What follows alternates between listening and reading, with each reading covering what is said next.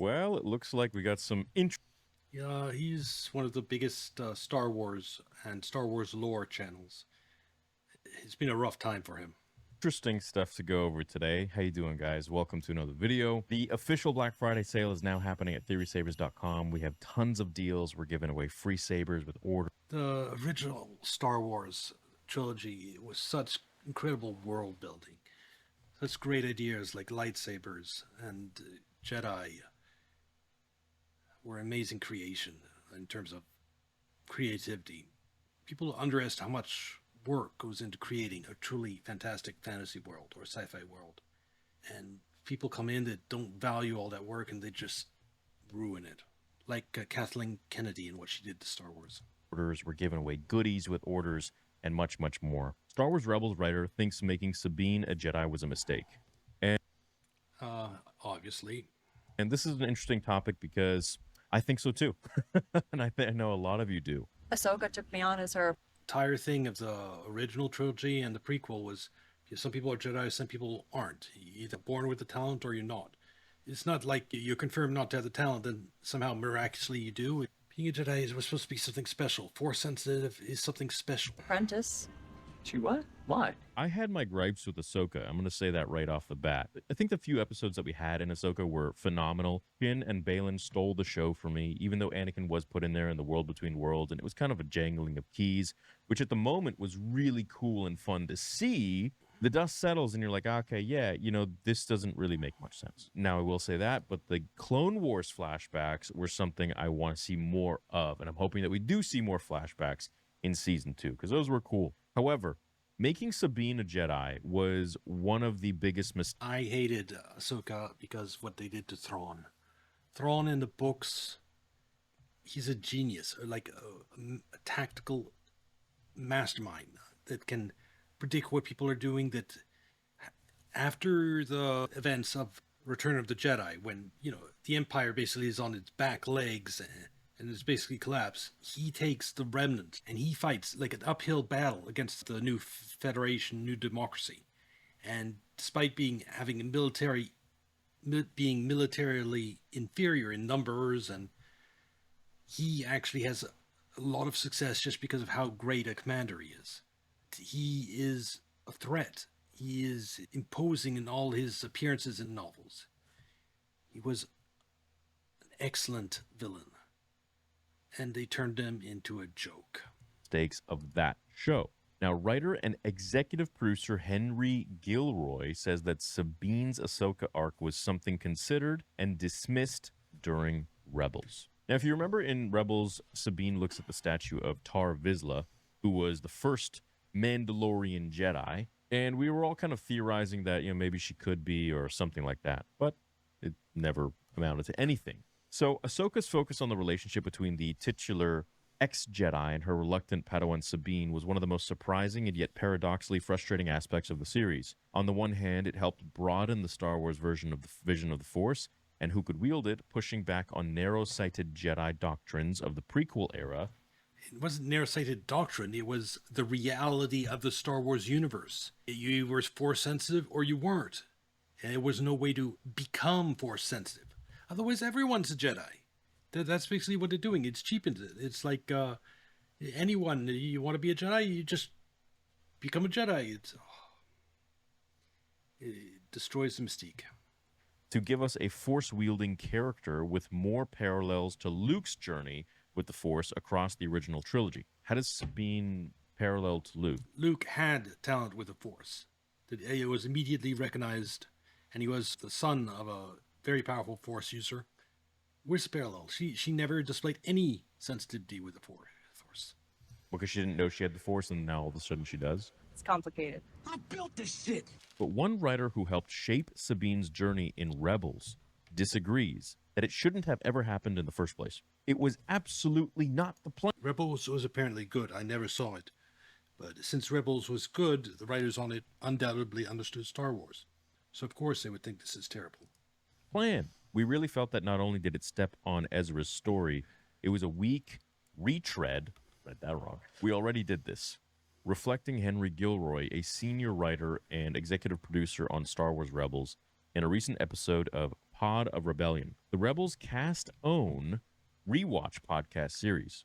According to Gilroy, the potential of Sabine discovering her force sensitivity was an idea floated during Rebels, but ultimately dismissed by the writing team.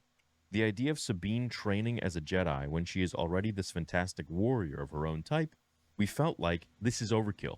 Okay, then he says, I had nothing to do with the Ahsoka series, so I was shocked, Gilroy continued. What I love about the story with the Darksaber is that you don't have to be a Jedi to have Jedi ideals. I think that's what's really the more important thing, rather than force pushing Ezra 100 feet when she's never used the Force before, which Yes, I've seen that. That's probably the most ridiculous thing in the entire show.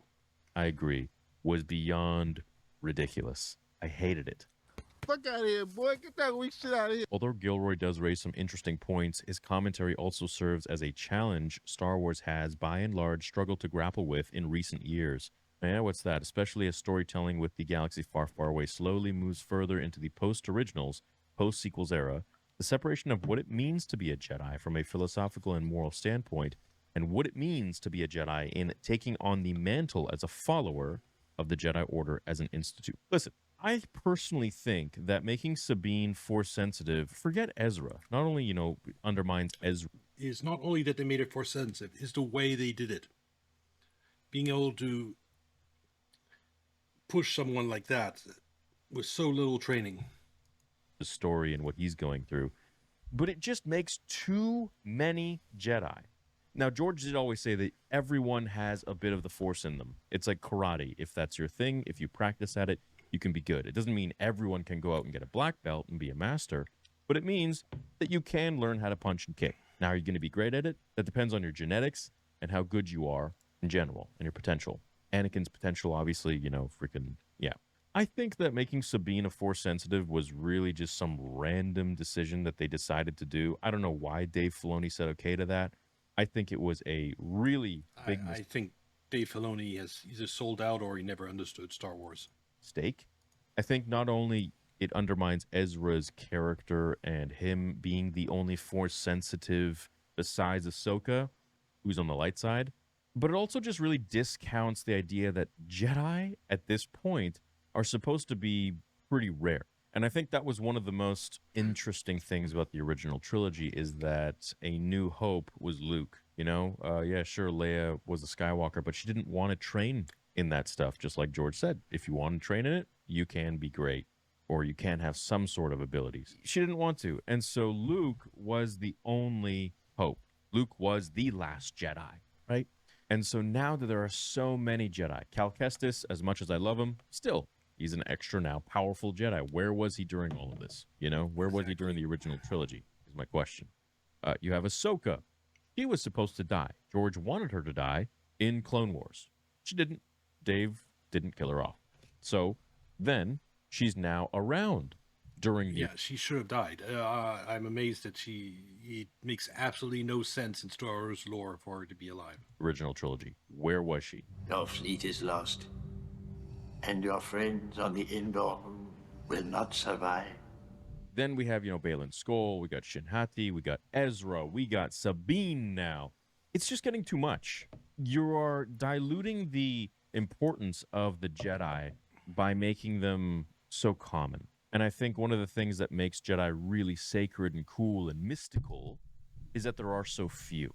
But when you start to really just, you're a Jedi, you have Force powers, and you have Force powers, and you get a lightsaber, it's really discount. There were 5 Jedis basically in that Ahsoka series. 2 bad Jedis, 3 good Jedis. It's just way too many. It's like all of the lightsaber wounds now in Disney Star Wars. Yes, and lightsaber wounds mean nothing because of Disney Star Wars. I think 2 or 3 times characters pierced with the lightsabers just get back up, and it's barely an inconvenience. Wars have no lethal effect whatsoever. Whereas back in the prequels, you get stabbed in Yeah, why did he die? Why did he die if all the others in Disney Star Wars live? the stomach, you're dead. Now you could be Reva, you can get stabbed in the chest as a child by Darth Vader, you're still alive. You can get stabbed again, you're still alive. Yeah, that's so so stupid. I care. I care about lore. I care about world building. Big inconsistencies like this kill my interest in the franchise. Is it possible to learn this power? The reason why franchises get so big and popular, like MCU and Star Wars in the prequels and original, is because they have consistent world building and lore. People underestimate. People might have criticized the prequels for directing, whatever, but the lore was consistent. And in MCU went hugely out of its way to be consistent between the movies. That is the key to building enduring, massive, popular franchises, is respecting the audience by keeping the lore constant. When you do this shit that Disney did, completely rewriting the lore whenever you feel like it because you don't have the skills to tell your story without doing so, it just ruins everything. Sabine can get stabbed. You're telling me Sabine has more force abilities and powers to sustain a lightsaber wound than Jedi Master Qui-Gon Jinn, my favorite Jedi of all time? And healing was not a thing was not one of the Jedi powers ever, because he comes from Chinese martial arts, the Jedi, and Chinese martial arts. Read some novels of them. The martial artists can do just about anything. Use all types of weird powers, lightning, just like the Emperor. But one thing they never do is healing. The healing is the one ability they do not have. They receive a fatal wound, they die. And the Jedi in Star Wars work the same way. Yes, they're incredibly powerful. They can do all these crazy shit, but you wound them, they're done. Nice. The math ain't mathin', and it just doesn't make sense. So constantly throwing the force at all of these characters to somehow make them more interesting, more influential, more relevant, I should say, I think really just dilutes the whole effect. Sabine was great in her lane of being a Mandalorian, of being a potential new heir to Mandalore, perhaps, or having some sort of a journey there. But it just seems like they're really melding the whole Mandalorian Jedi thing all together now. And they got to cool it with that. They got to pump the brakes. It's getting too much, and it's diluting the interest of it. It's because the creatives involved at Lucasfilm are creatively bankrupt. They don't know how to do anything. So they just think, oh, what did people like before? Let's just ram that in somehow because we don't have the talent to create our own cool shit. Grogu being the first Mandalorian Jedi when he's older, I think can be pretty interesting. But now if you got Sabine, it's just too much. So I wholeheartedly agree with Mr. Gilroy here that I don't think that was a great decision. I think it was actually quite a mistake to make her force sensitive. And then the level of force sensitivity as well, of being able to throw Ezra 100. Yeah, not only was it a terrible idea to make her force sensitive, they did it in the worst possible way, most unbelievable way. It just makes all of Star Wars a joke. The only way to save Star Wars, the only way, for example, to get my interest back in Star Wars, is to retcon everything Disney has done. Just take it all, throw it in the trash, write it off, take it off to streaming services, and do another prequel series that's actually good, and then continue from there. 100 feet, and she doesn't even know how to use the Force. They really have to start doing their homework on how George wrote Force sensitives learning the Force. It doesn't just happen. Yes, it's a martial arts, and everybody knows martial arts. You have to train. There's no such thing as someone starts learning martial arts and then they are a master the next day. That's insane. No one would accept that. That's what they did in Ahsoka. Like that. And it definitely doesn't happen when you're failing, and then 2 seconds later, you're like, oh yeah, the Force, just like Rey did, and boom, you are great. Oh, Rey was so bad. The Force Awakens was a joke. It was entertaining, but I view it as the movie was entertaining, but the franchise was like a car speeding at 100 miles an hour right towards a wall. That's how I view Force Awakens. And I went to the Last Jedi afterwards thinking, oh, they're course correct. They'll turn the car so it won't smash into the wall. Because Star Wars is such a valuable franchise. It's so obvious what they're doing wrong. Of course they're going to course correct. But no. The car accelerated to 150 and then smashed into the wall in The Last Jedi. It's, I just, when I got out of the theater after seeing that, I watched it with my sister, and in the car ride back, we were taking turns, each of us listing a plot point that made no sense. And we were still going by the time we got home. It just, oh my God, that movie, I'd have to watch it again but I don't want to subject myself to that. But I could rant about that for hours. It's just so terrible as a Star Wars movie.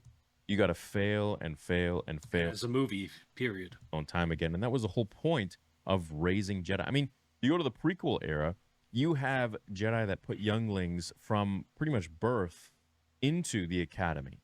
And you have the best of the... That is, again, something from Chinese martial arts story. You have martial arts masters that travel from village to village looking for people with sensitivity to use ki. And when they do, they adopt them and bring them back to they take them from their parents, and they go to a sect, and then they train for the rest of their lives in martial arts. So that practice that Jedi does, it's all taken directly from Chinese martial arts.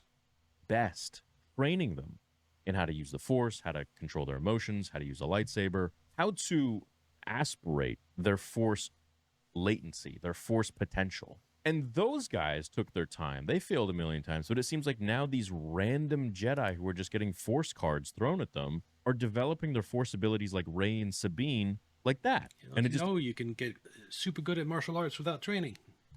doesn't make any sense to me. I don't think that there is any sort of leveling up system in place here. And I think that really discounts the abilities of a Jedi, or what it takes to be a Jedi, or what it means to be a Jedi. It's hard work, and it's a lot of failure. And if you make it out still in the light side, you may still suck. The whole thing is, people at Lucasfilm think of Jedi as wizards with laser swords. They've actually said that in like tweets, and that's how they regard them. But they're martial artists with laser swords, not wizards. It's just fundamental misunderstanding of the franchise. It's God, I get annoyed. I think they really need to go back to the drawing board and stop throwing Force cards at every random character. You can have a character be interesting without it having the Force. Leave that to the actual Jedi. Leave it to Ahsoka, all right? Leave it to Ezra now, okay? And Luke, right? It was supposed to be just Luke, whatever. That's my sentiments on this. I think it was a major mistake. Onwards and upwards. Love you guys. I hope you're really excited for Vader Episode 2. This might be on YouTube, and like and subscribe, and if it is, come watch me on Twitch. Star Wars. It's a depressing topic.